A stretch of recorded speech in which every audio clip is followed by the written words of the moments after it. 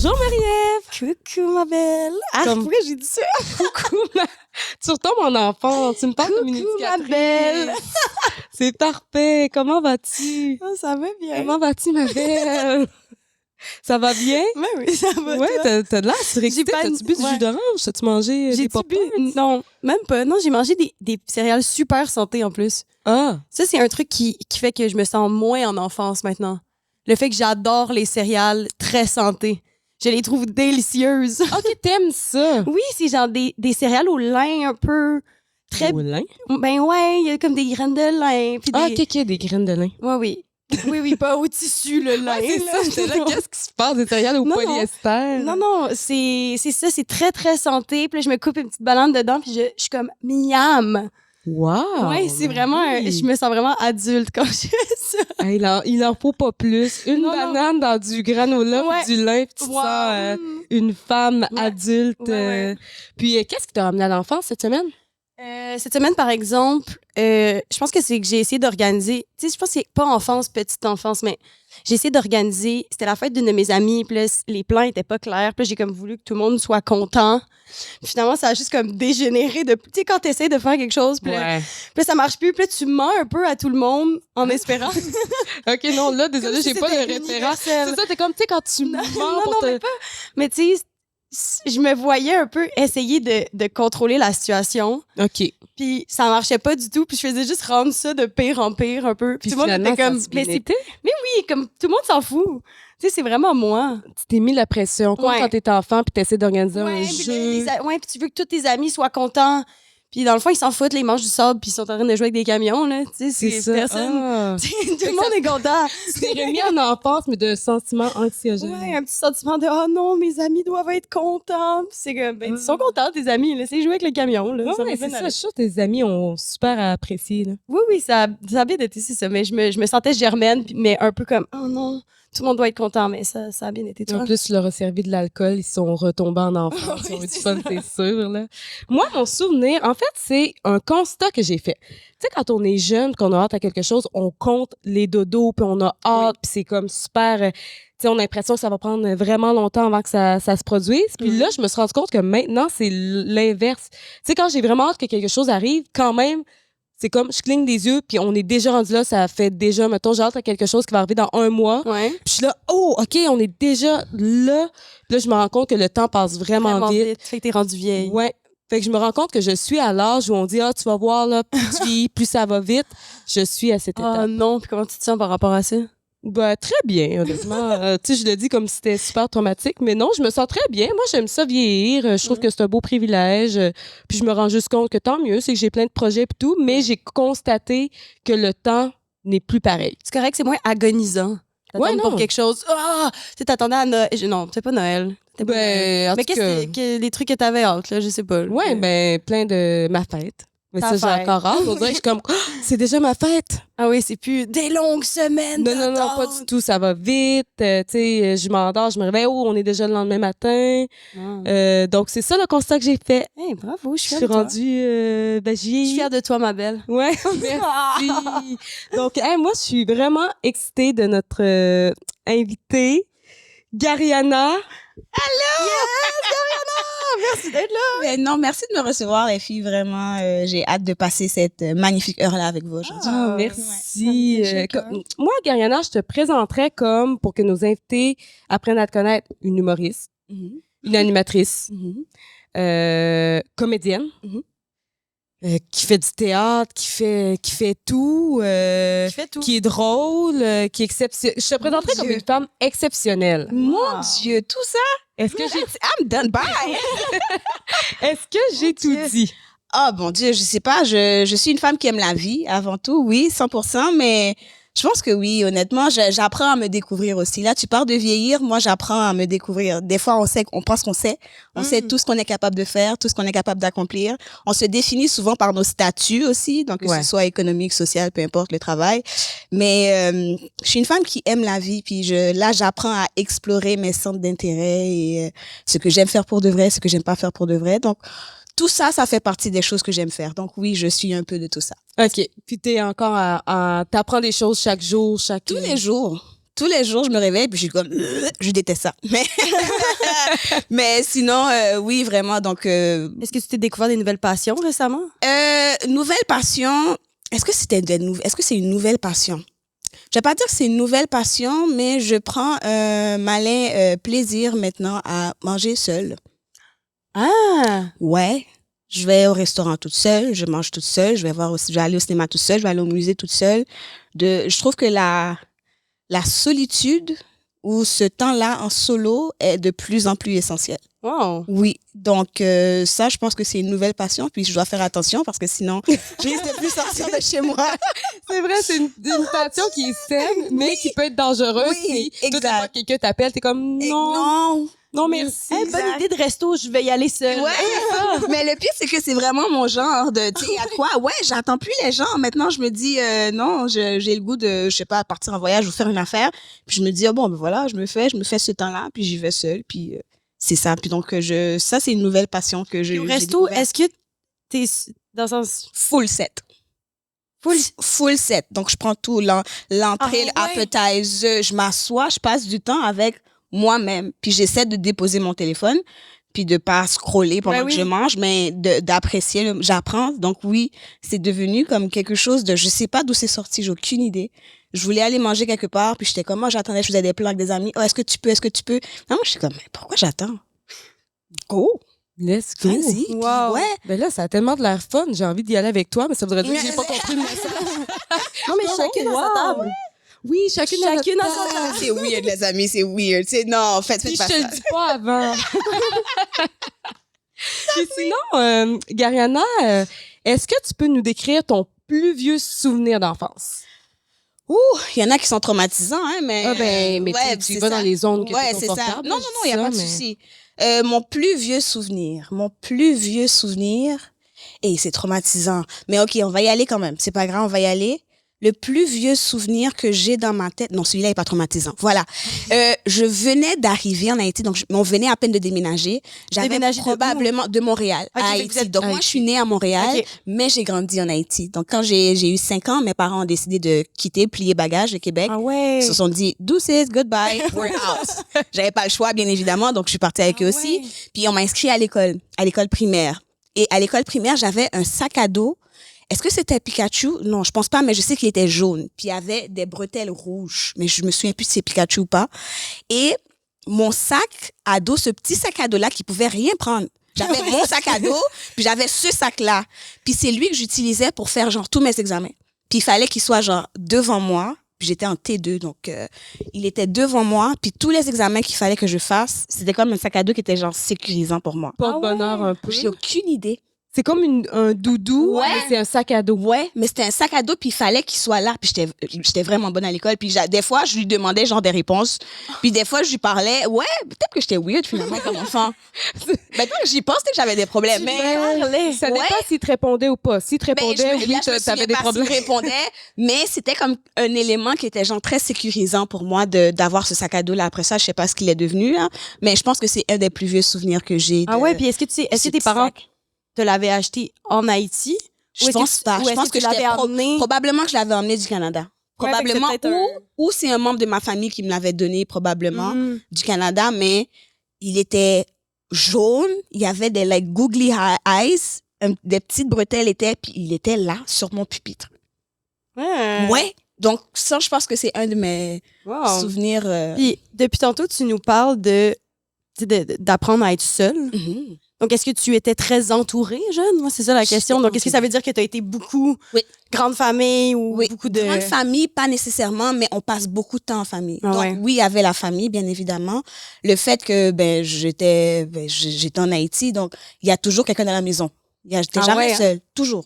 Il y a toujours, soit ce sont les personnes qui travaillent dans la maison, en plus mes parents étaient entrepreneurs, donc il y avait toujours du monde, puis l'entreprise a pris naissance chez nous. Donc, Une entreprise de quoi? une entreprise, ma mère est ingénieure et architecte, donc c'était une entreprise de construction, exact. Donc il y avait toujours du monde, il y avait toujours des boss, il y avait toujours des gens qui étaient là en permanence, H24, matin, midi ou soir. Donc on était toujours entourés, puis t'étais jamais seul.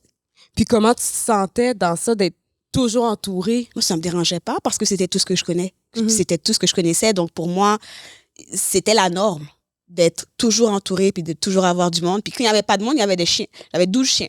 Hein? Chez moi. Ouais, il y avait 12. J'en avais 12. J'avais 12 chiens à la maison. Ouais. Puis c'est pas comme ici, là, les chiens dormaient pas dans le lit. Ouais. Les chiens, ils évoluent dans la cour. Donc, les chiens sont dans la cour. Mais oui, puis il y avait des chiens qu'on avait ramenés du Canada qui étaient avec nous, justement. Ah oui. Donc, Wow. donc, on était toujours entourés. Donc, vous étiez une SPCA. Genre. Non, Genre, on avait plein de chiens, on appelait ça des chiens pays, là. C'est comme des bâtards qui n'ont Ok. pas de race. Puis, c'était là. Puis, il y avait des poules, il y avait des pigeons. Mais là, faisiez-vous des compétitions? T'avais-tu un train? T'avais-tu comme un chariot? Non. Elle Il y était avait pas Mais à c'était... Rimouski, là. Mais C'était c'était... pas qu'à faire sur un chariot avec des... Tu me semble. Et mes chiens, c'était ma famille, là. Moi, j'étais persuadée que j'allais devenir vétérinaire, là. C'est vrai? Ah, ouais. Fait que t'étais l'enfant qui parlait aux chiens dans la cour. Ouais. J'étais l'enfant qui parlait aux chiens, qui douchait les chiens, qui passait du temps avec eux, qui mangeait avec eux. Oh oui. Tu voulais pas manger avec ta famille? J'ai une photo où je partage une crème glacée avec avec un chien, puis en fait c'était une vidéo, c'est même pas une photo. Puis mes parents ont réalisé que j'étais en train de partager avec le chien. C'est quand ils ont regardé la cassette, puis c'était comme personne n'a remarqué qu'elle était en train de manger avec le chien. Donc ouais. Puis s'ils l'ont enregistré à ce moment-là, clairement, tu faisais ça à d'autres moments aussi. Clair là. que oui. C'est clairement ça, Celle-là, la t'as chose. juste été enregistrée, là. Clair que oui. Puis est-ce que c'était plus facile pour toi, justement, d'être, tu sais, avec les animaux pis tout, qu'avec des amis de ton âge? Non, j'avais des amis. Quand j'étais, j'avais comme si j'avais plus d'amis. Avant, j'avais... OK. Mais j'avais des amis, mais bien évidemment, la façon dont on a grandi en Haïti, je pense que la réalité est très différente. Tu vois tes amis souvent à l'école. Moi, j'avais pas tout le temps le luxe d'aller les fêtes d'amis, quoi que ce soit. C'est t'es à la maison, t'es à l'église ou t'es à l'école. C'est les Il trois y a pas de... Ouais, c'est ça. Donc, pour moi, c'était tout le temps la famille ou les gens qui travaillaient à la maison qui étaient là avec le chien, mais sinon, les amis, c'était à l'école. Puis, j'avais des amis à l'école. J'en avais beaucoup. Puis est-ce que tu avais déjà ton côté faire des blagues pour entrer en contact avec les autres, Oui. être de l'avant? Oui. J'ai un souvenir, et ce souvenir-là, je pense que j'avais peut-être 10 ans. J'étais en 5e année. J'avais peut-être, 4e ou 5e année. Puis j'avais un professeur qui s'appelait Madame Jean-Louis. Et j'étais dans une école congréganiste, donc c'était quand même très strict. Et à chaque Qu'est-ce fois... que ça veut dire? Ou catholique avec des sœurs, puis des... Ah ouais. Ah ouais, avec Ah, l'uniforme. tu as eu un enseignement religieux aussi. Oui, 100%. 100%. Puis je me souviens qu'à chaque fois qu'elle quittait la salle de classe, moi, je prenais sa place, puis je faisais semblant que j'étais elle, puis les élèves étaient crampés tout le temps. Puis c'est une école de filles seulement. Donc, tu sais, quand t'es une fille en Haïti, il faut que tu sois, ton uniforme soit bien repassé, le collet de ta chemise, tu peux pas être sale, tu peux pas dire des gros mots, tu sais, you're like a princess. Like, Ah ouais, hein? T'es élevée comme ça, oui. Puis dès qu'elle laissait la salle de classe, moi, j'étais Madame Jean-Louis, là, puis regarde... je me moquais d'elle comme ça, c'est pas... Mais pourquoi qu'est-ce qu'elle faisait? Est-ce qu'elle était Je méchante? sais, elle était pas méchante pourtant, mais le fait que ça s'appelait Madame Jean-Louis, puis que moi, je m'appelle Gariana Jean-Louis, puis j'étais comme... Je sais pas, I felt really entitled. C'est ça, tu te sentais interpellée, t'étais comme... Vraiment. Quand t'es pas là, je peux la remplacer. Vraiment, puis je le faisais, puis j'y allais à fond, là.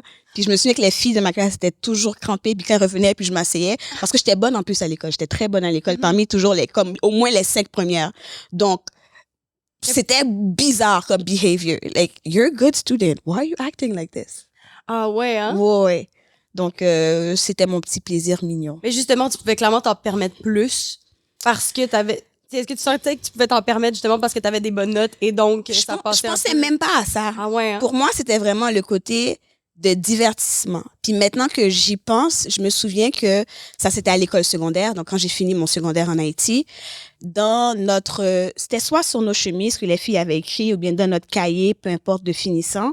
Puis je me souviens qu'il y a une des élèves qui m'a écrit: tu nous as toujours fait rire, comme please do not change, parce que tu nous fais tellement rire. Puis moi, j'étais pas consciente de ça. Puis c'est maintenant, en étant adulte, puis en faisant le métier que je fais, de me dire, j'avais pas réalisé que pour moi, c'était du divertissement, parce que ça me faisait chier. Puis au lieu de me faire chier, je préférais en rire. Ben oui. Tu disais pas, ah, je veux être drôle. Non. C'est juste, je veux que les gens aient du Hey, plaisir. c'est ça, parce que c'est plate, c'est long, personne n'a envie d'être assis sur le banc de l'école, là.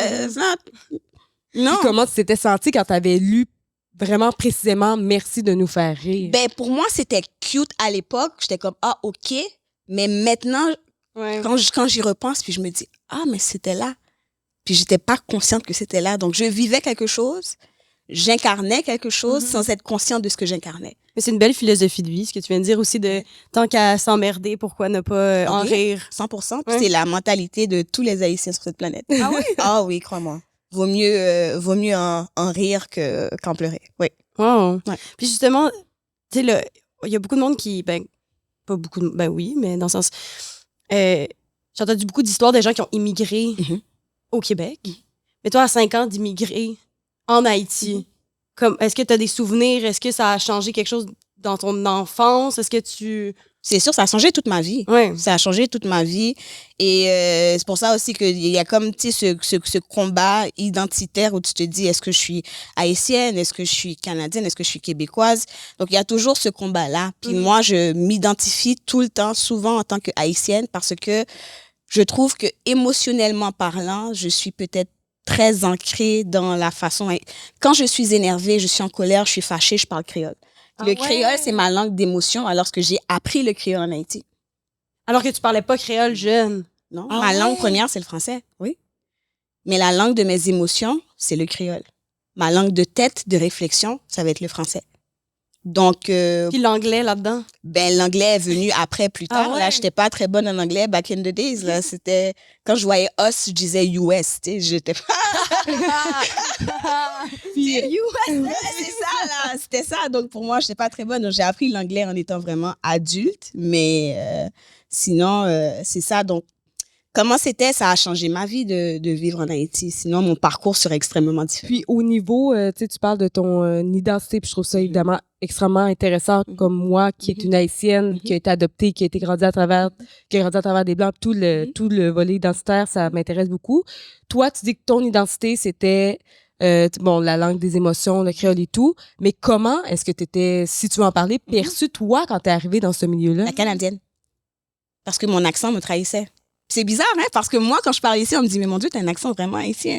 Mais alors que là-bas, on me dit, mais t'as un accent canadien. Donc là-bas, c'était la canadienne. Puis la canadienne, ça m'a suivi jusqu'à l'école secondaire, jusqu'à quitter Haïti, ça m'a suivi, j'étais canadienne. Donc, c'est ça. Donc les gens, ils te voyaient, t'es comme, ouais, t'es haïtien, mais pas vraiment. Ouais, mais oui, mais non. Tu sais, quand je parlais créole, j'avais pas d'accent du tout, mais à la minute que je parlais français, ils sont comme, oh, toi, t'es pas d'ici. Ah, toi, tu viens d'ailleurs. Ou toi, t'agis différemment. Ou toi, t'as pas, peut-être, tu fonctionnes pas comme un Haïtien, entre guillemets. Puis comment un ça Haïtien l'a fonctionne. influencé tes interactions avec les autres d'être identifiée, étiquetée comme la Canadienne? Ben, au début, pour être honnête avec toi, quand j'étais petite, même à l'école secondaire, je vais l'avouer, c'était un privilège. C'était un privilège de te dire, OK, I'm different, it's OK. Si ça me donne des plus quelque part à un moment donné, I'll use it. Ah ouais? Ah oui, absolument. Pourquoi c'était un avantage? Mais parce que on te considère comme un étranger, il y a encore ça aussi en Haïti. Hein. Il y a le classisme existe encore, le colorisme existe encore. Moi, je suis noire, je suis foncée, mais je suis noire avec un passeport canadien. Fait Donc que ça pour eux, te- you're definitely not. T'es pas, one of the team, one of them. Quoique, tu sais, est-ce que je l'utilisais à mon avantage? Il n'y avait pas d'avantage en tant que tel, mais quand les gens le réalisaient, je me disais, bon, OK, c'est bon.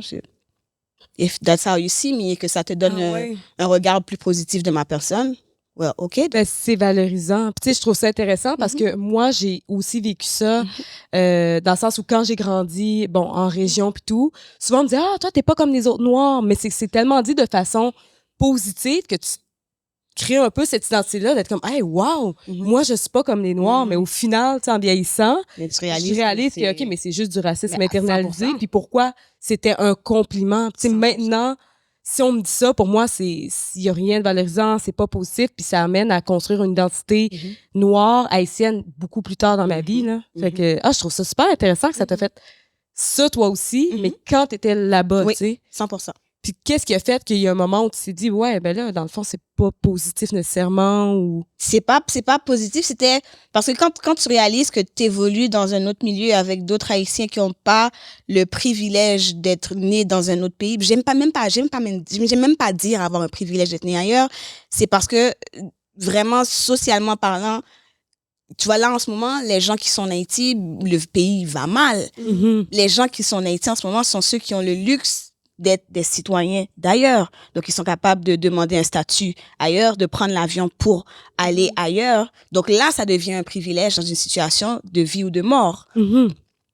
Back in the days, bon, il n'y avait pas de situation de vie ou de mort en tant que telle, mais on me voyait différemment. Donc, par exemple, si je me présentais pour une entrevue ailleurs, parce que j'ai travaillé aussi en Haïti, si je me présentais...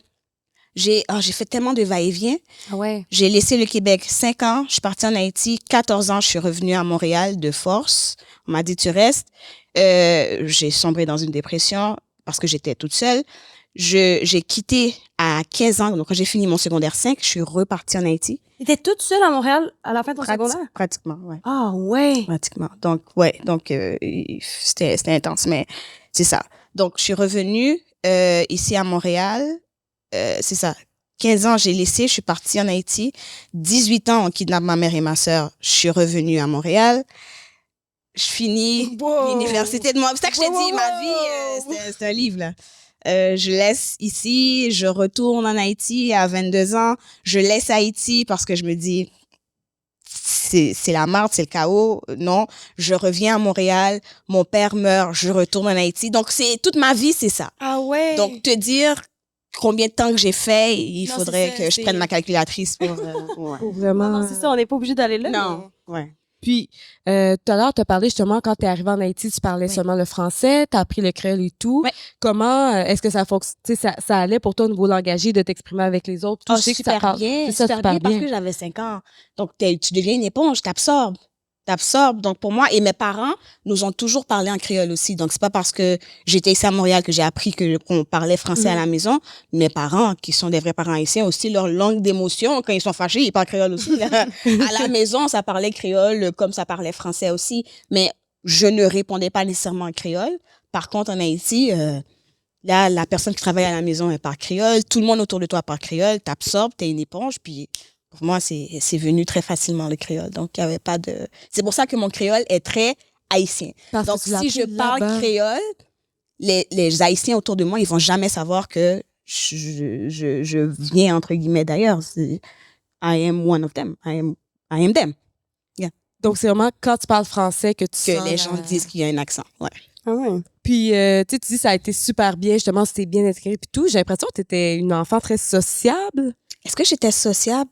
Non. Est-ce que j'ai pas sociable, je sais pas ce que ça veut dire exactement sociable. La façon dont mes parents nous ont élevés, c'est la façon dont eux, ils ont été élevés. Ils disaient, m'pas bons amis, moi, bah où l'école. Donc, je ne te donne pas d'amis, je te donne l'école. Donc, c'est ça. Donc, tu sais, les amis, oui, t'en as à l'école, mais après, la famille avant tout. Donc, tout se passe à la famille. Sociable, oui, parce qu'il y avait toujours du monde autour de moi, donc j'étais pas comme une petite bête. Mais sinon, rien de particulier. Tu sais, j'étais pas la petite fille qui allait trouver les gens puis qui allait faire... Okay. Si tu viens avec moi, tu vas t'asseoir, on va parler, on va jaser, mais je vais pas être celle qui va être, genre, qui va aller faire du... Non. Puis est-ce que si je t'ai donné l'école, et donc est-ce qu'il y avait des attentes 100%. d'avoir un certain 100%. Métier? Ou absolument. Tu nous as dit tantôt que ta soeur était médecin. Oui. Est-ce qu'il y avait des attentes? Oui, toujours. Toujours. Tu veux... ça, c'est tous les parents dans la vie qui veulent toujours que leur enfant dépasse leur accomplissement à eux, soit plus que eux, ils ont pu accomplir dans la vie. Donc oui, les attentes... Tous les parents, je pense. Je peux parler pour ma famille haïtienne et mes parents immigrants. Je peux te garantir qu'il n'y a aucun parent immigrant qui veut que son enfant accomplisse moins que ce qu'ils sont capables d'accomplir. Donc, tous les sacrifices qu'ils font, ils le font pour une raison. Puis, ils se disent, je veux que mon enfant soit heureux, mais je veux surtout que mon enfant soit stable. Mm-hmm. Et pour avoir, entre guillemets, dans le monde dans lequel nous vivons, une stabilité, il faut qu'il y ait justement cette stabilité financière-là, puis aimer pour les les plus grands métiers. Donc, les métiers qui ont de plus de valeur sociale et de plus de valeur économique. Donc, médecin, ingénieur, avocat, le classique. Ouais, non, c'est ça qu'on a moins, je pense, dans le sens, dans le... Où? Je sais pas, quand t'as pas émigré, justement, je sais pas, quand t'as pas vécu le changement ou de délocaliser toute ta famille. Exact. C'est comme, fais ce que tu aimes. Ouais. Il y a vraiment plus de comme, c'est correct, vis de ta passion. Puis je pense que quand t'as vécu tous ces sacrifices-là, justement, pour vous sortir de certaines situations, c'est comme, non. Fuck ta passion. Fais ta passion, fais de l'argent. Exactement. En même temps. Exact. Puis toi, pour répondre à ces critères-là, comment tu faisais? Est-ce que tu étais juste naturellement bonne à l'école ou tu faisais vraiment beaucoup de sacrifices pour te rendre là? Ben, à l'école primaire et à l'école secondaire, c'était naturel. Donc, je faisais pas plus d'efforts que la moyenne. Il fallait que j'étudiais, même quand c'était la dernière minute. Il fallait que je fasse mes devoirs, je les faisais. J'étais pas une enfant, selon les dires de mes parents, j'étais très à mes affaires. Et j'étais très, contrairement à mon frère et à ma sœur, j'étais celle qui écoutait le plus. Donc, quand tu me dis non, non, c'est non. Quand j'étais droite dans ce sens-là. Donc, j'étais pas problématique. Donc, peut-être que ça a aidé beaucoup, j'imagine. Moi, pour combler justement tout ça, j'ai été à l'université aussi. J'ai un baccalauréat en sciences économiques à l'Université de Montréal. J'ai fait des études aussi en criminologie. J'ai suivi avant tout le chemin traditionnel avant de finalement me dire, ah ben non, je vais tenter l'humour. Puis j'ai tenté l'humour pour la seule raison que j'ai reçu une bourse. Sinon, ben oui. Est-ce que tu peux nous en dire plus par rapport à ce parcours-là, même si c'est pas dans l'enfance, là? Ah oui. C'était à l'âge adulte. J'avais déjà 25 ans à l'époque, je pense. C'est ça. Donc, j'étais rentrée en Haïti suite à la mort de mon père. Je travaillais pour le SPVM avant. J'ai tout claqué quand mon père est décédé. J'ai dit, bon, ciao, bye la compagnie. Je suis partie en Haïti. Et une fois en Haïti, l'école de l'humour était de passage pour une formation d'1 semaine. Formation, mon petit côté, ting, ting, ting, ok, d'accord, scolaire, académique. Ok, c'est une formation. Ma soeur m'a dit, tu fais rien de sérieux de ta vie. Va prendre une formation. J'ai dit, ok. J'ai pris la formation d'1 semaine. Ils ont décidé à la dernière minute de faire un concours pour recruter des aspirants humoristes haïtiens pour faire leur premier gala Juste pour rire à Montréal. J'ai remporté le concours. Je suis venue, on était 3. J'ai remporté le concours. J'ai fait mon premier gala Juste pour rire ici à Montréal, dans l'optique de retourner en Haïti après mon gala. Louise, après mon numéro, elle est venue me trouver. Louise Richer, qui est la directrice de l'école de l'humour. Puis elle m'a dit, je vais t'annoncer de quoi? T'as genre 15 minutes pour me répondre. Puis, tu sais, on va voir si ça te tente ou pas. Puis j'étais comme, OK, go, shoot, vas-y. Elle me dit, je vais t'offrir une bourse complète pour l'école de l'humour. Est-ce que ça te tente? Parce que, comme, t'as du potentiel, puis je veux pas le laisser partir. I was like, sure. J'ai 15 minutes. C'est ça pour te répondre. Parce qu'il fallait qu'il l'annonce au gala. Ouais. Donc, j'ai répondu, j'ai dit, bien évidemment, pour moi, c'était une formation. Là. Pour moi, c'était, oh, je vais à l'école encore. Puis pour moi, le mot humour, mais le mot école avant tout. Il y avait l'école avant tout. Puis pour moi, l'humour puis le théâtre, c'était la même affaire. Et moi, mes aspirations dans la vie, c'était de faire du théâtre puis de devenir Viola Davis, grande actrice cinéma. That was the path for me. Ouais. Puis finalement, ça a donné ce que ça a donné, l'école de l'humour. Puis j'ai fait de l'école, puis j'étais comme, hop là, c'est pas le théâtre. On est vraiment ailleurs. Ben oui. Donc, c'est m'apprivoiser du métier, essayer de comprendre ce que je fais pendant que je suis en train de le faire. Puis c'était, it was something. Puis tout ça un peu en quittant le pays dans lequel tu avais décidé de vouloir rester. Exact. Aussi. Parce que j'avais tout laissé, là. Moi, j'étais partie en Haïti, puis je dis, je m'en vais en Haïti, puis j'allais faire du théâtre en Haïti, à mon ancienne école secondaire. Puis est-ce que tu es nostalgique de ton enfance là-bas? 100%. Comment ça se passe? Le Québec versus... tout le temps. La nostalgie que j'ai. Il va faire beau, là. Je suis jamais allée. Il doit faire beau. Juste l'odeur du café de ma grand-mère. Oh, j'avais oublié ça, le souvenir. L'odeur du café de ma grand-mère. Oh my gosh. C'est la raison pour laquelle je bois beaucoup de café. Qu'est-ce qu'il y avait de spécial? Je sais pas ce qu'il avait de spécial, mais à 5 ans, 6 ans, je buvais du café. Oh, ouais. Oh, heck yeah! C'était notre petit déjeuner, ça. Notre grand-mère faisait le café version adulte, puis elle mettait de l'eau dans ce qui restait du café, le donnait avec du lait, du sucre et du pain et du beurre d'arachide. Ça, c'était ton déjeuner? Yes, ma'am. Ah ouais? Yes, ma'am. Donc, est-ce que je suis nostalgique? 100%. Ouais. Nostalgique de la liberté, de la température, de l'espace qu'on avait, de De tout. T'étais dans quel... C'était quoi la région? J'étais en plaine, donc j'étais vers le bord je sais pas comment expliquer ça, là. Plus proche de l'eau que des montagnes. Donc, ouais, c'est ça. Fait que c'est des grands espaces verts. Ah oui, les multitudes d'arbres qu'il y a à la maison. Oh, les manguiers, les citronniers, l'arbre véritable. Ah oui. C'est quoi ça, la véritable? Ouais, décris-moi, là, fais-moi. Oh, c'est les bananiers dans la cour. Oui, il y avait tout ça. Puis il y avait les poules, puis il y avait les pigeons, parce que mon père était un fan de poules et de pigeons, donc j'avais une cage. Puis on avait un coq chinois. Ah oui? Mon cousin était traumatisé par le coq parce que le coq ciblait mon cousin, puis il a la phobie des poules juste à cause de ça. Mais ça, c'est une autre histoire.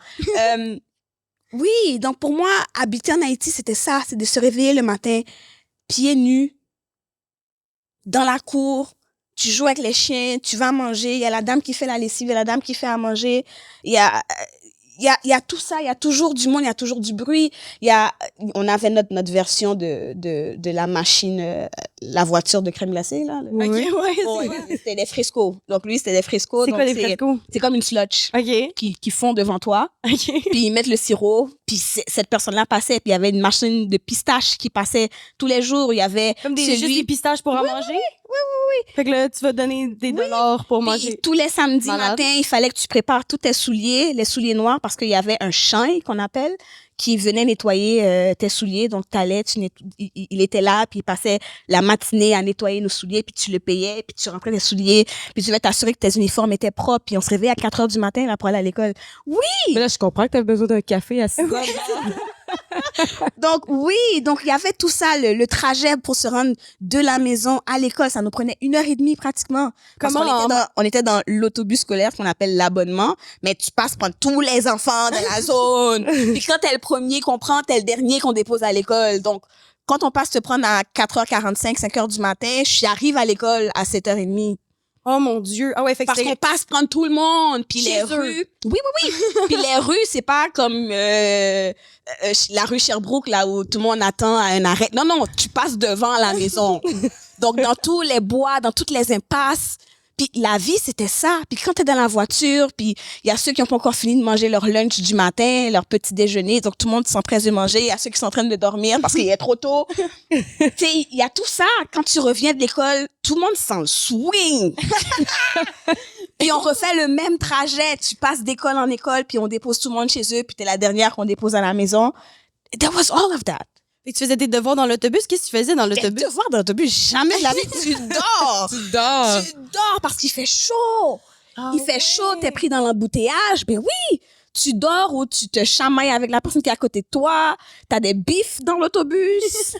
Puis quand t'arrives à la maison, puis là, tu dis, bon, OK, on te dit, ben, enlève ton uniforme, tu vas manger, tu fais tes devoirs, puis tu vas faire dodo après. Tu vas te doucher, tu vas faire dodo. Donc, c'était comme un cycle, mais that was like, yes, ça me manque. Puis tous les gens, tu sais, tu dis qu'il y avait beaucoup, la femme qui fait la lessive. Ouais. Dans ce sens, je pense que c'est une réalité que je connais pas. Oui.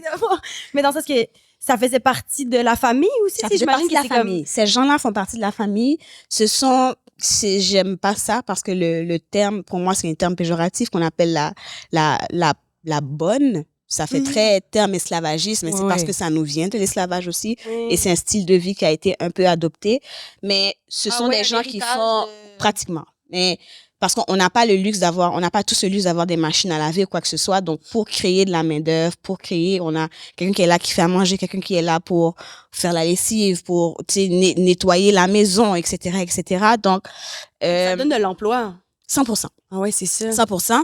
Il y a des gens qui traitent ces gens-là extrêmement mal. Mais nous, à la maison, c'est notre famille. J'ai encore contact avec eux. Je leur parle encore. On leur envoie de l'argent. On leur envoie des sous.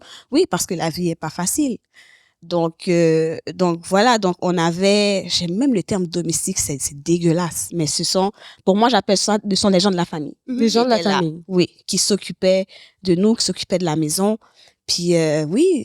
Mais c'est quand même. C'était mes meilleurs amis, là. Oh, puis c'est touchant de dire des gens qui s'occupaient de la maison. Oui, qui s'occupaient. Il y a quelque chose de prendre soin de la maison, comme si c'était un peu une identité, là. Oui, qui s'occupaient de nous aussi particulièrement parce que moi, ce sont elles qui m'ont appris à laver mes vêtements. Quand j'ai pas de machine à laver ou quoi que ce soit, je suis capable de frotter mes affaires, capable de faire à manger parce que j'étais toujours assise avec eux tout le temps. Quand je t'ai dit mes meilleurs amis, c'était les chiens qui étaient là, puis ce sont les gens qui travaillaient à la maison. J'étais toujours avec eux. C'est ça, parce que tu viens de dire, il n'y a pas de machine à laver, donc elle lavait à la main tout oui. le linge, là. Oui.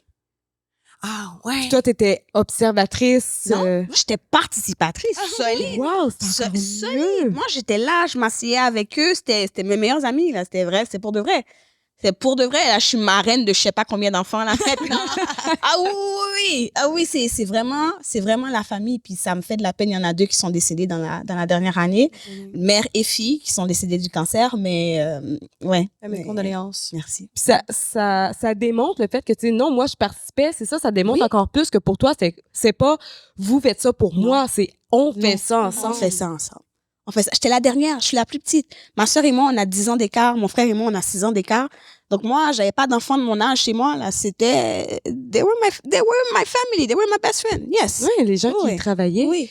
Puis, tu sais, il y avait le côté scolaire qui était très présent. Bon, les chiens, les gens qui travaillaient là. Est-ce que tu pratiquais des sports aussi, des loisirs? Oui, à l'école, parce que ça faisait partie t'avais pas le choix non plus. Mais oui. Donc, j'ai fait du volleyball. Comme sport, je fais du volleyball. J'avais essayé le basket, mais finalement, non, ça n'a pas donné, parce que je suis trop petite. Mais oui, j'ai fait du volleyball. J'ai fait le basket le basket, c'était très bref, 1 an. Et c'est surtout le théâtre. On nous a inscrits au théâtre très tôt. Donc, on faisait du théâtre comme activité parascolaire. Puis, est-ce que c'est un endroit où rapidement tu t'es senti super à l'aise, le théâtre? 100%. 100%? 500%. Dès que tu as commencé à en faire. 3000%. J'ai intégré la troupe professionnelle du théâtre en Haïti, j'avais 7 ans. Oh! Puis tu as fait des shows jeunes. Ouais. T'allais en Ouais, tournée. En tournée, oui. Ah oui? Ouais. Est-ce que tes parents te laissaient aller tout seul ou Ben, on était 3, c'était ma soeur, mon frère et moi. OK, les 3, vous étiez dans la troupe Et professionnelle mon de théâtre. cousin aussi qui était avec nous. Et ton cousin? Ouais, ouais. C'est quand même une famille artiste, demandant dans certains... Oui, parce que nos parents adoraient, ils sont des amoureux et des amants de art et lettres, énormément. Donc, ma mère a fait du théâtre quand elle était plus jeune. Mon père était professeur de philosophie. Il écrivait des livres. Il était auteur, écrivain.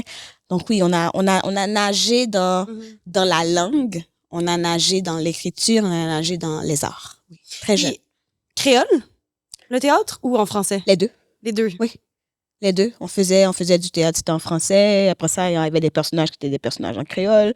On habite en Haïti, donc bien évidemment que ça va de soi. Mais ça, tu sais, des fois, mettons au Québec, je sais pas si je fais la comparaison, mais tu sais, on a le français international parce qu'on a un peu honte de notre français. Fait que je sais pas, est-ce qu'il y a... Comment ça se passe, les langues, justement, comme il y a 2 langues officielles, est-ce que les 2 ont la même... Malheureusement, ben, techniquement parlant, 85%, je vais dire, de la population haïtienne, non. 100% de la population haïtienne parle créole. On parle tous créole, on comprend tous le créole. Il n'y a pas un haïtien qui ne parle pas créole, qui comprend le créole. Mais, il y a un bon 80-85% de la population qui ne maîtrise pas le français. Donc, ils disent que la langue nationale, ça c'est à cause de l'histoire coloniale et le passé colonial qu'on a. Ils disent que les langues officielles sont le français et le créole, mais pour moi, c'est de la bullshit. La langue officielle en Haïti, c'est le créole, puis... Oui, c'est ça, fait que de faire des tournées en français, mais c'est sûr qu'il y a une scène, c'est sûr qu'il y a un public aussi pour ça. Donc, c'est ça. Donc, pour moi... Mais le français, c'était le français. Je vais dire, c'est du français international qu'on fait, qu'on a. Oui, c'est très. Mais ça doit tellement être plus émotif, justement. Pour toi, jouer en créole. Ah, quand j'ai le luxe de le faire, je me gêne pas. Ouais. Je me gêne pas. Le stand-up aussi, c'est la même chose. Je me gêne pas. Ah oui, 100%. Quand j'ai le dada d'avoir un public créolophone devant moi, je me gêne pas. Là, je suis dans mon bain. Là, je suis à la maison. Oui. Mais oui, surtout que l'humour, c'est justement très émotif, émotionnel. Tu peux le faire en créole en plus. Oui. Oui, dès que j'ai le luxe de slide du créole, j'y vais à fond. Puis en plus, c'est le fun parce que tu as le luxe de le faire en créole, puis des fois, tu as même le luxe de jouer avec ta sœur. Exact. Ça doit être incroyable. Ça te ramène en enfance. Ben oui. Comme quand on faisait du théâtre. Mais c'est pour ça qu'on aime ça. C'est pour ça qu'on préfère souvent être à 2 que d'être seul. Comme quand tu étais petite, tu faisais du théâtre avec 100%. elle. 100%. Tu fais quoi, un rôle que tu as eu dans tes pièces de théâtre? Est-ce que tu te souviens? Oui, le premier rôle que j'ai eu, c'était dans la pièce s'appelait Le Petit Prince et nous. Vous connaissez Le Petit Prince? Oui. Voilà. Donc, c'était une adaptation du Petit Prince et nous qu'on faisait. Et je me souviens, c'était au Rex Théâtre, qui était un des plus grands théâtres qu'il y avait en Haïti, qui n'existe plus. Et j'incarnais, et c'est aussi ce rôle-là qui m'a donné justement le privilège de faire partie de la troupe professionnelle rapidement. Et j'incarnais une petite fille qu'on avait assassinée. Puis je pense, si je me souviens, ma mémoire est bonne, mon texte c'était... Oh fuck, c'était quoi déjà le texte? Attends. Une balle est partie, elle m'a pris encore, elle me fendra les tripes, elle me fendra le crâne. Mon cri était déjà parti, mon cri était parti devant, inaudible, caillé dans ma gorge. Puis il fallait que je meure. À ces mots-là. Wow. Ouais. Oh, Tu t'en rappelles encore? Oui. Oui, puis ça va faire 30 ans maintenant. Oui, et c'était le rôle qui m'avait mis genre, OK, that's it. She's one of them. She's one of us. Donc oui, c'était... Ah oui, c'est des mots qui sont oui. gravés dans ta mémoire. Oui, puis c'était violent quand même comme scène. Mais Parce que c'est j'étais vrai. une petite fille qui mourait dans une scène de bataille pour Puis est-ce que tu comprenais la violence de cette scène-là Du tout. au moment où non? Du tout, mais c'est bizarre, mais j'ai été capable d'avoir cette souffrance-là sans nécessairement comprendre les mots qui venaient avec. Le poids des mots était pas clair, mais j'ai peut-être trouvé ma souffrance ou peut-être une blessure d'enfance qui m'a ramenée dans cette énergie-là, qui était... qu'est-ce qui paraît que c'était Là, ça. je sais pas, mais tu sais, Oui, là, on dis-moi. parle de violence, puis tantôt, tu nous as parlé de la beauté d'Haïti. Oui. Et t'as quand même glissé un mot sur le fait que ta sœur et ta mère s'étaient fait kidnapper. Oui. Je sais pas si... Oui, Fait qu'il y a-tu quand même cette dualité-là dans le sens... 100%. Puis, fait que vous avez quand même, j'imagine, vécu des trucs Oui. là-bas Oui. qui doivent Souvent. avoir un espèce de rapport avec le pays aussi Souvent. qui est conflictuel. Je sais pas. Souvent, 100%. C'est une question, c'est une histoire... c'est comme une relation toxique. Mhm. C'est un pays... Haïti, c'est un pays que j'aime d'amour énormément. Puis que tu es dans une relation extrêmement toxique où ça te dit, tu te souviens que du bon, puis c'est comme si que tu snoozes tout ce qui s'est de mauvais qui s'est passé. Mhm. Puis tu t'accroches à la beauté, puis de oh my God, c'est beau, c'était ça, c'est les souvenirs que j'ai, mais le mauvais était très présent aussi là. C'est la première fois que j'ai eu une arme à feu braquée sur ma tempe, j'avais 9 ans. J'étais braquée là. Ils étaient venus faire un hold-up chez moi, puis c'est moi qu'ils ont pris en otage. Oui.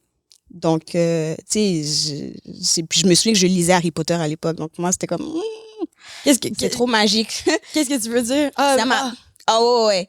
Je lisais le livre d'Harry Potter. Ça m'a pris...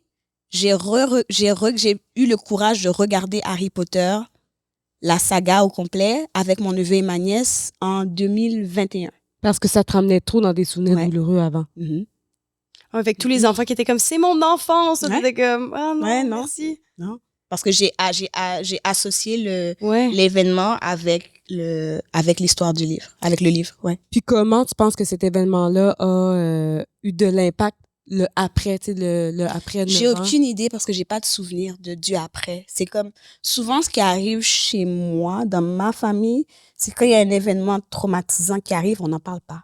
Ça arrive, c'est fini, on ferme la boîte, puis on passe à autre chose. Donc, ça n'a jamais été soulevé après. On m'a jamais demandé si t'allais bien, si c'était correct. La même chose pour le kidnapping, c'est comme, c'est arrivé, ok, c'est une page de l'histoire, chapter, On passe à autre close, chose. on passe à autre chose. Until, tu sais, c'est plein d'événements de trucs de violence ou quoi que ce soit qui arrivent, puis tu te dis, c'est arrivé, c'est la vie, tu fermes le chapitre et tu passes à autre chose. Donc, est-ce que j'ai des souvenirs? Non, je sais que c'est arrivé. Ah ouais. Comment je me suis sentie par rapport à ça, je ne saurais te dire. Comment j'ai réagi par rapport à ça non plus. I don't know, I can't remember. Tu as mis ça dans un tiroir, puis Ouais. les souvenirs qui vont te revenir, Yeah. c'est plus le positif, justement, l'école, le Yep. théâtre, Yep. tout ce qui est vraiment... Mais là, vous dites peut-être que je devrais en parler à ma thérapeute. Je sais pas. C'est pas ce qu'on dit, tu sais, chacun... Je sais pas. dit Mais une non, chose. tu le dis, je sais pas. Merci beaucoup. Merci. Ben, peut-être que le petit tiroir. Ouais, hein? Qu'est-ce qui s'est caché? Non, je vais aller pleurer dans mon auto, n'importe quoi. Non, mais non, non, je nage, non. On peut pas créer. Non, mais c'est... En fait, ben, moi, je trouve ça super intéressant parce que tu le racontes avec tellement... Tu sais, tu parles d'Haïti, puis on voit tes étoiles dans les yeux, puis tout. Puis même quand tu parles de cet événement-là, ces étoiles-là, ils restent. Tu sais, on dirait que c'est beaucoup de résilience, c'est évident, mais t'es comme, c'est arrivé puis tout. Mais somme toute, j'ai fait du théâtre, c'était vraiment le fun. C'était le Puis, C'était le je nourrissais les chiens. C'était 100%. Fait que- 100%. C'est ce que je trouve beau, en fait, dans ce que tu dis. En tout cas, c'est que t'en parles, t'es rayonnante. Fait que si tu veux en parler à ta psy, tu peux, mais... En tout cas, moi, j'ai de bons souvenirs d'Haïti, puis j'ai la nostalgie du pays. Puis, tu sais, aussi, c'est bizarre parce que quand on est en Haïti, t'as la nostalgie du Canada, des cousins, des Noëls en famille, tu l'as, cette Du pâté nostalgie-là. chinois. non. 100%. 100%. J'avais la nostalgie du McDo. Ah ouais, parce qu'on n'a pas de McDo en Haïti. Donc, mais c'est ça. Donc, c'est bizarre. Quand t'es là-bas, t'as la nostalgie du Canada et de tout ce que t'as vécu de beau ici. Puis quand t'es ici, t'as la nostalgie d'Haïti. Donc, tu te retrouves toujours au milieu, quelque part au milieu, en train de... Ouais. À Puis- repenser. Tu sais, toi, Farah, d'entendre... Tu sais, je pense que... Est-ce que t'es déjà allée en Haïti? Ben, je suis née là, mais C'est non, ça. j'y suis pas retournée. Puis- là. Est-ce que tu as une idée, tu penses? Est-ce que tu penses que tu l'idées à aller? Tu sais, est-ce qu'il y a comme un... Ben, je pense pas que je l'idée aller. Ben, en même temps, c'est dur à dire parce que je suis pas allée. C'est sûr que je suis consciente de la dualité. Tu sais, je suis consciente de la beauté du pays. Mais en même temps, tu sais, j'ai ma famille qui est là, ma mère, Ouais. mes sœurs avec qui je converse. Donc, je suis consciente de la difficulté.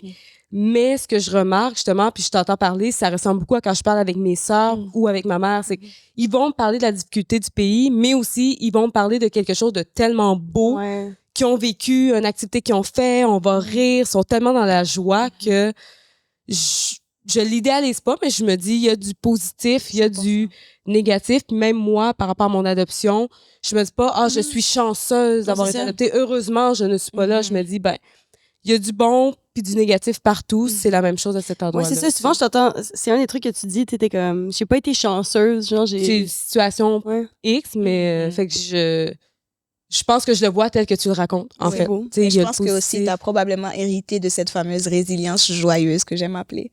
Ben, j'ai l'impression que oui. Oui. Pour vrai, quand je parle avec ma famille qui est là-bas, même si j'ai jamais rencontré, c'est ça, c'est que je l'ai, le vaut mieux en rire qu'en pleurer, puis let's go, on continue, puis d'être beaucoup dans la gratitude aussi, plus que dans le côté amer, si on veut. Là. Donc, c'est quelque chose que, moi, ça me fait chaud au cœur, évidemment, de t'entendre en parler. Puis, tu parlais, je sais que je pense, ne pas me tromper en disant que Dieu, la religion et tout, c'est encore quelque chose de présent pour toi. Oui, beaucoup. Puis à ce moment-là, quand tu étais jeune, comment ça se passait? Oh, it was a pain in the ass. C'était atroce d'avoir à se réveiller pour aller à l'église. C'était atroce d'avoir à se préparer tous les dimanches parce que j'allais dans une école congréganiste de sœurs et de...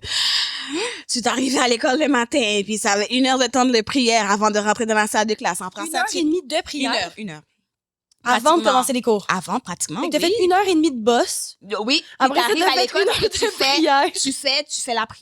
tu fais la prière, on monte le drapeau parce que tout le monde reste en ligne pour monter le drapeau tous les matins. Et l'après-midi, quand l'école termine à 3h, on descend le drapeau tous les après-midi. Donc, il y a vraiment une routine puis un rituel. Puis, tu sais, les mercredis matins où t'arrives puis qu'il faut que t'ailles à la chapelle parce qu'il y a la messe à la chapelle. Puis le dimanche, qu'il faut que tu te pointes parce qu'il y a la messe le dimanche. Puis moi, ma mère, elle était pas catholique. Ma mère était protestante. Donc, ça veut dire que je me tapais. Ah, tu faisais les deux? Hey! OK, tu devais faire deux Mais- endroits. Hey, des fois, c'était rough, là. Des fois, c'était comme, oh my gosh, OK, I gotta go to church again. Puis ma mère, ce qu'elle faisait, c'est qu'elle nous... Je vais pas dire nous tendait des pièges, mais elle nous faisait du chantage. Donc, le chantage, c'était que après je vous emmène au resto. C'était soit au Chinese, il y avait un restaurant Chinese en Haïti, il y en avait un, genre. Soit au Chinese, soit au faux McDonald's. C'était faux, c'était un endroit qui vendait, qui s'appelait genre Épidore, puis ils vendaient des soi-disant trio, mais rien à voir avec McDo, mais c'était celui qui était le plus proche. Mais non, c'était celui qui était le plus proche du McDo, là. Tu voulais y aller. Mais oui. Ouais. Donc, c'était après l'église. Si tu viens à l'église, après ça, Un t'as... faux McDo. Exactement. Donc, il y avait beaucoup de chantage qui se faisait. Puis, quand j'étais plus jeune, aller à l'église, c'était une obligation, puis tu voulais pas, puis personne voulait. Mais en grandissant, je me suis accrochée, pas à l'église, mais je me suis accrochée à la foi et à Dieu en me disant que, tu sais, la vie vaut la peine d'être vécue, puis c'est sûr et certain que il faut que je m'accroche à quelque chose de plus grand que moi. Je peux pas exister juste pour exister. Je peux pas être là comme un électron libre. Il y a quelque chose de plus grand, de plus beau peut-être aussi qui existe. Et que, tu sais, le message, ça me parle beaucoup aussi, le message de aimez-vous les uns les autres comme moi je vous ai aimé. Avoir de la compassion, de l'empathie, de l'amour pour les gens. Pour moi, je me dis, ben voilà, c'est quelque chose qui m'intéresse et que je veux avoir dans ma vie. Donc, t'essaies de pratiquer dans la mesure du possible. Fait que jeune, t'aimais... Mais non, C'était... qui aime aller à l'église? À l'église pour aller au McDo. Laisse-moi te dire, moi, on m'a mise dehors de mon cours de catéchisme. Quand j'ai terminé, la sœur principale, qui s'appelle sœur Anne-Marie, m'a foutu dehors de sa classe. Puis c'est ça, donc... Tu faisais trop de blagues? Trop de blagues parce que je l'ai challengé. Je l'ai challengé parce que le cours s'appelait connaissances religieuses. Ils ont changé le cours de catéchisme en connaissances religieuses et connaissances au pluriel et religieuses au pluriel. Et quand je suis arrivée du haut de mon secondaire 5 ici à Montréal, je suis retournée en Haïti, puis quand j'ai vu le nom du cours, puis tout ce qu'elle étalait dans le cursus, c'était, oui, la marche avec Jésus, le christianisme, le catholicisme, puis j'étais comme, ouais, mais ça s'appelle connaissance religieuse au pluriel. Pourquoi on parle pas du vaudou, de l'hindouisme, du bouddhisme, de tout ça? Pour moi, il faut qu'on en parle, au sens large. Ça peut pas être connaissance religieuse, puis tu me parles juste du catholicisme. It doesn't make sense, it doesn't add up. Elle m'a foutu dehors, ça. Elle m'a dit, tu rentres plus dans ma salle, c'est fini. Ah ouais? Parce que je l'ai challengé, ouais. Là, t'allais dans la cour. C'est ça. Dès qu'elle rentrait dans la classe, moi, je devais sortir. Ah ouais. Parce que t'avais déjà ce côté-là de questionner les choses pour mieux 100%. les comprendre. 100%, parce que pour moi, ça faisait aucun sens. Ça faisait aucun sens. Puis je me souviens qu'à un moment donné, j'ai eu la folie ou l'énergie de dire, ah ouais, je veux devenir religieuse, puis je veux aller au couvent. Puis elle est comme, jamais de la vie. Mais oui, elle-même encore, elle m'a dit, jamais de la vie, tu vas rebeller toutes les novices qui sont là. Non, comme Jean-Louis, ce n'est pas fait pour vous. Jean-Louis, non, vous avez une vie en dehors du couvent. Mais à quel âge t'as pensé à... J'avais, c'était avant que je la challenge. Donc, je l'ai challengée, j'avais peut-être 17, 18 ans, donc je vais dire à 16 ans. 16, 17. Ouais. Ah ouais. Puis elle est comme, Jean-Louis, jamais de la vie. Sans savoir que ma sœur avait dit aussi qu'elle voulait aller au couvent 10 ans plus tôt. Dans la même école. Ouais. Puis elle a dit à ma sœur, jamais. Non plus. Ça va pas. Non. Les Jean-Louis, vous étiez pas les C'est bienvenus. ça, là, du tout. Mais elle avait raison parce que... Voilà. C'est ça. Ah, puis est-ce que ton frère aussi avait... Oh non, mon frère, il a jamais eu d'inspiration. Ah, OK. Mon père vendait des soutiens-gorge à 14 ans. Arrête. Il a jamais eu l'inspiration d'aller. Ah, ben il aurait voulu aller dans le couvent, lui aussi, avec... Il aurait voulu aller au couvent, mais... Non. Il vendait pour se faire de l'argent de poche, là, il vendait des soutiens-gorge, puis quand il voyait des filles, puis t'es comme, toi, tu portes du 34B. Non. Oui. Wow! Il a l'œil quand même. Hey, Il est vraiment l'œil. bon. Il a vraiment de place. Si, il est comme, yo, let's go. 3 soutiens pour $10. Si t'en veux, tu peux en prendre pour ta mère. Mais... Lui, il faisait le commerce, là. Ah, lui, c'était le commerce. Lui. Puis, tu parlais du McDonald's tout à l'heure. Est-ce que c'est parce qu'en général, t'es une foodie ou c'est vraiment... Tu t'ennuyais du McDo ou la nourriture prenait une place importante pour toi en La général? nourriture a toujours pris de la place dans ma vie parce que tout se passe autour de la table. Il y a ce côté où on rit autour de la table, on parle des choses sérieuses autour de la table.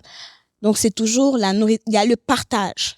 Et le partage, c'est pas seulement dans la nourriture, c'est dans tout ce qu'on partage. Et ça se passe souvent autour d'une table, souvent autour de la bouffe, souvent. Donc, c'est un truc qui est ancré chez nous, en tout cas chez les Jean-Louis, chez les Joseph Baptiste, la famille de ma mère. Donc, quand on veut parler de quelque chose où tu veux te réconcilier avec quelqu'un, it's always food. C'est comme, oh, mais j'ai fait de la lasagne à la maison, tu veux passer chez moi? Ma soeur va être comme, même si elle est fâchée. OK, c'est bon. Ah ouais. J'étais comme, moi, tu viens t'asseoir pour manger? Non, mets-le dans un bol. T'es comme, fuck. Ça a pas marché. Ah oui, mets-le dans un bol. Fait qu'elle vient juste sur sa bouche.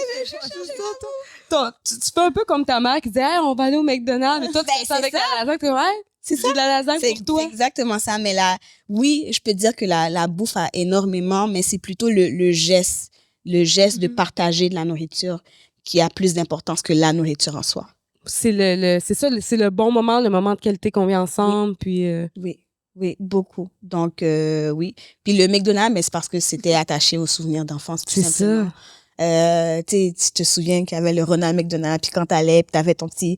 À l'époque, est-ce que ça s'appelait Joyeux Festin à l'époque? Je me souviens plus. Je pense que oui. Moi, c'est le souvenir que j'ai. Je me souviens plus, mais en tout cas, on allait jouer à l'intérieur, puis... C'était le fun. Il y avait ton fameux milkshake, puis nos fêtes d'enfants, ça se passait dans des McDo, là, généralement. C'était soit à la maison ou au McDonald's si on voulait te faire plaisir. T'sais? Ouais. Donc, c'est ça. Donc, je pense dans que les c'est balles attaché super à ça. propres. Ouais, non, c'est ça. Dans les balles qui sentaient très bon. Exactement. Je pense que ça sentait à peu près comme dans l'autobus à la fin de la Genre, donc oui. Puis là, si... Voyons, je vais parler. J'ai complètement arrêté. Qu'est-ce qui a changé le plus ou qui est resté pareil de toi, enfant? Tu sais, je pense que... Mettons que tu nous... Une petite conclusion. Oh, c'est une grosse question. Qu'est-ce qui a changé le plus? Ou qui est le plus similaire? Tu sais, des fois, on fait... Et slash. Et où? Même le côté mon côté très indépendant. Oui, j'étais indépendante très, très tôt. Ma mère me le dit souvent. Que, par exemple, quand elle venait avec des sacs de couches, quand mes parents venaient avec des sacs de couches, je savais que les couches, c'était à moi. J'avais 1 an. Je savais que les couches étaient à moi. Je prenais mes couches, je faisais mes affaires. T'es comme, non, touche pas. Oui. Donc, ma mère m'a toujours dit, mes parents m'ont toujours dit que j'étais très indépendante très tôt. Donc. Le rêve de tout parent, un bébé qui s'auto-met ses couches. Ouais. Donc, ça, dans le fond, tant mieux. Non, maintenant, est-ce que je les mettais bien? C'est une bonne chose. Non.